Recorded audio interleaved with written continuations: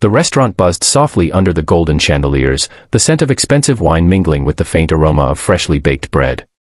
Crystal glasses shimmered, laughter floated across the room, and for a moment, everything looked perfect, elegant, timeless, untouchable. But in that same room, among all the polished silverware and velvet smiles, stood a young woman who didn't belong there, or so the world made her believe. Her name was Elena, a waitress who had learned to smile even when her heart was breaking. She moved gracefully between the tables, her hands trembling slightly as she carried plates heavier than her dreams. The customers saw only her uniform, her posture, her polite tone. What they didn't see was the exhaustion in her eyes, the sleepless nights spent studying in a tiny rented room, or the little notebook she carried everywhere, filled with French phrases she was trying to master. She had a dream once, to be a translator in Paris, but life had other plans. As she approached the table in the center of the room, she instantly recognized him. The man everyone whispered about. Richard Langston, a millionaire businessman, known for his arrogance as much as his wealth. He was laughing loudly with his colleagues, the kind of laughter that came from people who believed the world owed them everything. When Elena politely asked for their orders, Richard smirked, his sharp eyes glinting with mischief. He leaned back in his chair, lifted his glass slightly, and said, half joking, half taunting, "I'll give you $5,000 if you serve me in French." His table erupted in laughter. To them, it was just harmless fun, a way to entertain themselves at the expense of someone they considered beneath them. Elena froze. For a moment, her throat tightened, her heart pounding so hard she could hear it echo in her ears. The humiliation burned, but beneath it, something else stirred, something fierce, quiet, and proud.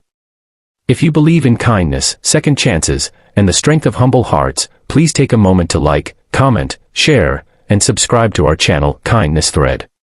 Your support helps us keep sharing real stories that touch hearts and remind the world that compassion still matters. The room waited for her response, expecting her to blush, laugh awkwardly, and walk away. But instead, Elena took a slow breath. She looked straight into Richard's eyes and began to speak, not in English, not in hesitation, but in perfect, fluent French.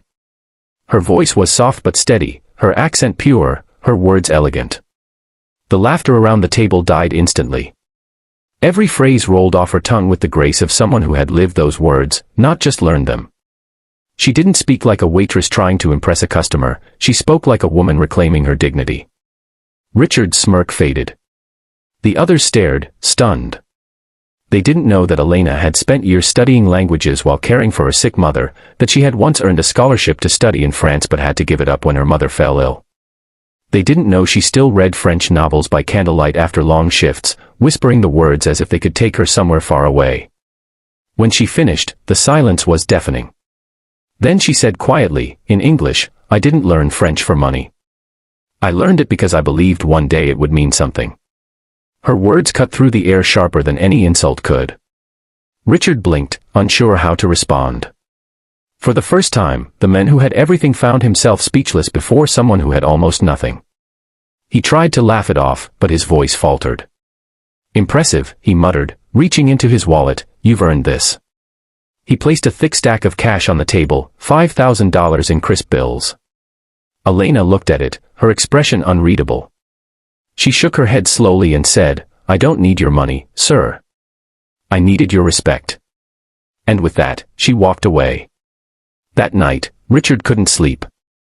Her words kept echoing in his mind. The arrogance that once gave him confidence now felt like a heavy chain. He thought about how easily he had dismissed people all his life, how he measured worth by wealth and status, and how, for the first time, someone had shown him that real strength didn't come from money, it came from integrity. The next day, Richard returned to the restaurant. Elena wasn't working her shift. He asked the manager about her and learned that she worked double shifts to pay for her mother's medical bills and her unfinished education. Without saying much, he quietly covered her mother's expenses at the local hospital, anonymously. He also contacted a friend who managed a translation agency and arranged for an internship position, one that required French fluency. A few weeks later, Elena received a letter that changed her life. The letter offered her a position at a prestigious translation firm in Paris. She couldn't believe it. Tears filled her eyes as she read and reread the words. It felt like the dream she buried had somehow found its way back to her. She packed her few belongings and took her mother's photograph with her, the woman who had always said, "Kindness never goes unrewarded, even if it takes time." Months passed. Elena settled in Paris, finally living the life she had once only dared to imagine. Every morning, she would walk along the Seine, the city shimmering in the soft glow of dawn, and whisper a quiet thank you, to life, to her mother, and even to the stranger whose cruel joke became her turning point. Meanwhile, Richard changed too. He began volunteering, mentoring young entrepreneurs from humble backgrounds, and funding education programs for underprivileged youth. People who once saw him as cold and arrogant began to notice a different side of him, a man transformed by a moment of humility. He never told anyone about Elena, but he kept one thing on his desk, a small French dictionary he had bought the day after meeting her. It reminded him that respect is the one currency that never loses its value. Years later, fate brought them together again at an international business conference in Paris. Elena was there as a translator, representing her firm.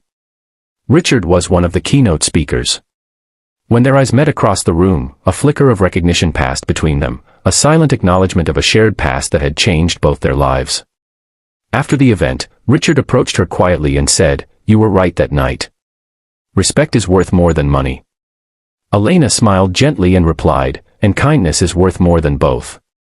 They didn't exchange numbers or make promises.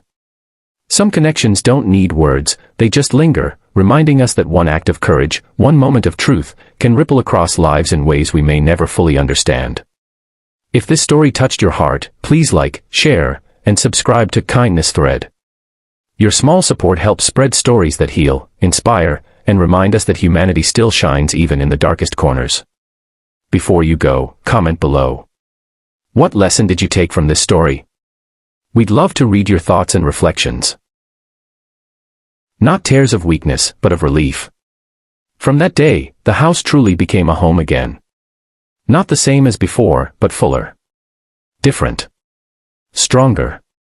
Daylight filled the rooms with warmth, children's voices filled the air, and for the first time in years, the man felt rooted instead of lost. His grief didn't vanish, but it transformed, no longer a weight pulling him down, but a reminder of how much love could still exist. If this story has touched your heart even a little, please take a moment now. Like this video, share it with someone who believes in compassion, and let us know your thoughts in the comments. Your engagement means more than you know.